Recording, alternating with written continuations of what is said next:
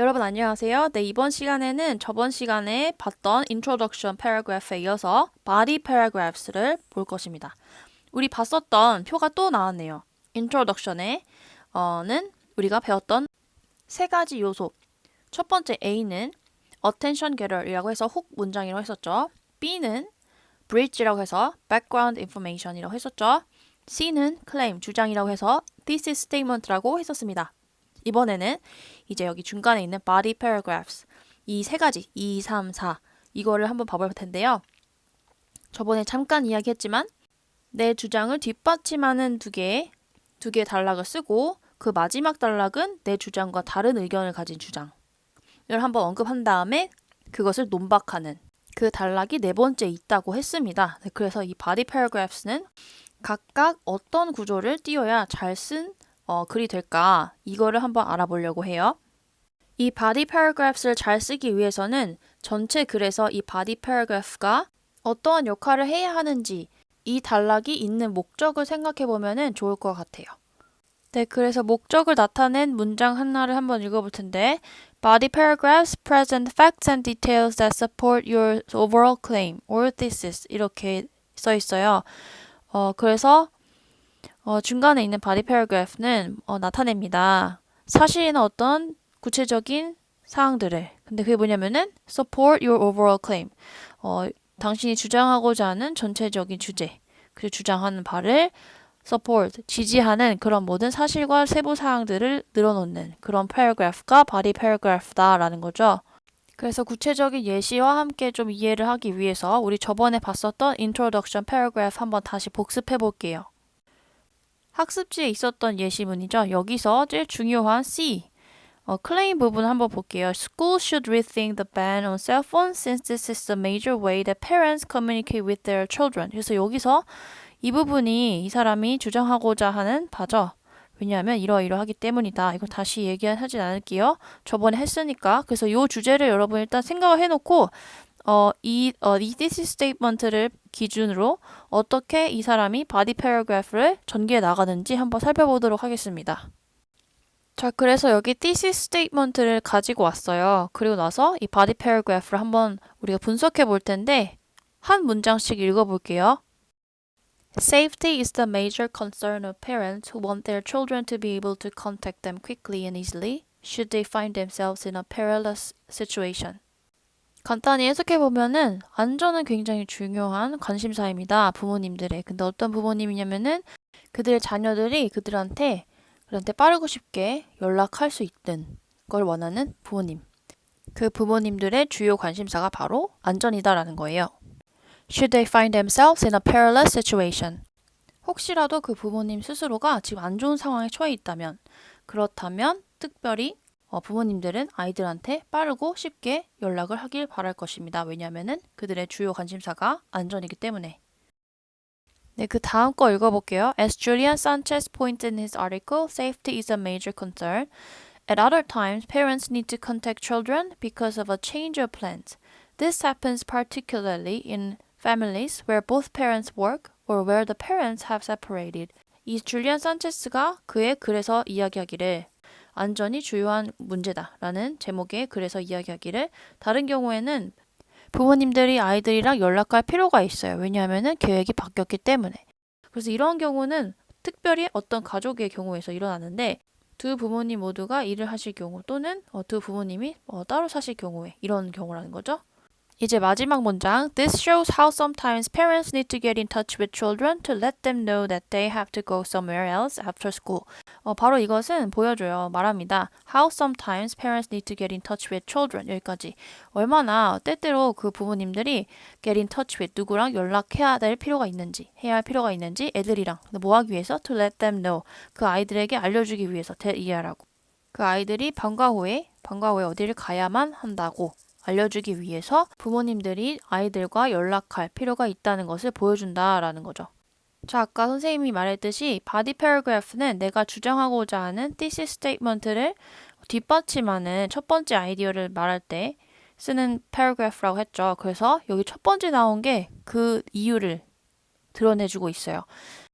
안전이 부모님들의 지금 가장 주요 관심사이기 때문에 그래서 부모님들은 부모님들이 안 좋을 때 자녀들과 연락하고 싶어 하니까 그래서 학교는 그 연락할 수단을 학생들이 가지고 있어야 된다. 그것을 허락해 줘야 된다라고 지금 이야기하는 이 thesis statement를 뒷받침하는 첫 번째 아이디어가 되는 거겠죠. 자, 그 다음엔 이거 뭘까요? 이거는 앞에 봤었던 요 파란색 body paragraph가 사실과 어떤 구체적인 내용들을 제공한다라고 했었잖아요. 그것처럼 지금 이 사람이 이야기한 것들에 대해서 구체적인 예시를 제공해주고 있죠. 사실 이 사람은 요러요러한 글에서 이렇게 얘기했는데 이런 경우도 필요하다라고 해서 앞에 나왔던 이 safety에 관련된 구체적인 예시를 들어주고 있어요. 이 사람이 쓴 글 자체 이름이 지금 safety is a major concern이잖아요. 그래서 안전이 중요한 건데 그래서 다른 경우에는 뭐 계획이 바뀔 경우에 부모님들은 지금 아이들한테 뭘 얘기 미리 해줘야 된다라는 거죠. 특히 지금 부모님들이 바빠서 집에 안 계실 경우를 말하는 거죠. 네, 그래서 이렇게 예시를 들었고 그 다음에 this shows 바로 이것이 보여줍니다. 말합니다. 그래서 왜 그렇게 부모님들이 아이들이랑 미리미리 연락을 할 수단이 필요한지에 대해서 다시 설명해 주는 것이 바로 이러한 것입니다. 라고 이 thesis statement랑 지금 예시를 연결해 주고 있죠. 이렇게. 네, 그래서 이거 세 가지 부분을 살펴보았습니다. 그럼 이 세 가지를 우리가 뭐라고 나눠볼 수 있을까요? 그래서 그거를 선생님이 한번 이름을 붙여보기로 했어요. 그 첫 번째, 여기 첫 번째에서는 이걸 뭐라고 하냐면은 supporting point. 내 주장을 뒷받침해주는 첫 번째 포인트다라고 해서 supporting point라고 했고요. 두 번째는 이건 뭐라고 붙이면 좋을까요? 네, 얘는 evidence. 증거죠, 증거. 그래서 내가 주장하는 게 요거야. 근데 요거에 대한 구체적인 증거를 이런 글에서 이 사람이 이렇게 말했다 라고 구체적인 증거를 이야기하고 있는 거죠. 네, 그 다음에 세 번째는 뭘까요? 이렇게 써보도록 할게요. How evidence는 지금 방금 했었던 거죠. 이거는 증거라는 뜻이에요. 얼마나 이 증거가 is persuasive. 설득력이 있는지. 그죠? 내 증거는 굉장히 설득력이 있다. 그래서 내 주장이 맞다라고 확실하게 다시 한번 마무리해주는 문장이 이 세 번째 있는 문장이라고 보면 되겠습니다. 자, 그러면 여러분이 잘 이해했는지에 대해서 선생님이 확인해보고 싶어가지고 그 다음 이어지는 body paragraph 2, 두 번째 그것에 대한 예시 paragraph를 한번 살펴보도록 할게요. 자, 같은 thesis statement인데 이번엔 body paragraph 2예요. 아까 1이었죠? 이번 두 번째 이 사람이 어떤 걸 주장하려고 하는가 라는 걸 볼 텐데 총 4문장을 읽어볼 거예요. 근데 이번 이 문장은 순서대로 선생님이 배치를 하지 않았어요. 그래서 그 문장의 순서를 여러분이 생각해 보면서 한번 읽어봤으면 좋겠는데 선생님이 그 뒤죽박죽된 순서대로 일단 하나씩 해석을 다 해볼 거예요. 그래서 여러분이 먼저 순서를 생각해 보고 그 다음에 아까 봤던 1, 2, 3, 1번 supporting point, 2번 evidence, 3번 how evidence is persuasive 이거 세 개를 생각해 보면서 지금 선생님이 읽을 문장들이 각각 포인트 1, 2, 3번 중에 어디에 들어가는지를 한번 생각해 보면서 읽어볼게요. Or imagine the worst case scenario, a hostage situation, a terrorist situation, or another Columbine. In New York on 911, victims were able to communicate with families for the last time on their cell phones. 또는 한번 생각해 봐라. 정말 최악의 시나리오를. Hostage situation, 이거는 인질이 잡힌 상황, 그리고 terrorist가 있는 상황, 그리고 또 다른 Columbine이라는 건데 이건 대문자잖아요. 이거는 컬럼바인이라는 하이스쿨, 고등학교에서 일어났던 학살을 말하는 거예요. 그래서 in New York on 911, 우리가 다 알고 있는 거죠. victims, 희생자들은 소통할 수 있었어요. 대화할 수 있었어요. 가족들이랑 그 마지막 순간에 다행히 뭐가 있어서 셀폰, 휴대폰을 소지하고 있었기 때문에 네, 이런 문단이었고요. 예를 들면 제이슨 리라는 사람들 말하기를 만약에 우리가 earthquake or lockdown 이라고 하면은 지진이 일어나거나 그래서 봉쇄령이 떨어지면은 정말 중요할 것이다. 컨택 서먼 누구랑 같이 연락을 하는데 어디에 있는 사람? 그 학교에 없는 학교를 벗어난 사람인데 뭐 하는 것 없이 그 핸드폰이 있는 학교 사무실, 학교 장소에 가야 할 필요 없이 그냥 바로 전화할 수 있다라는 거죠.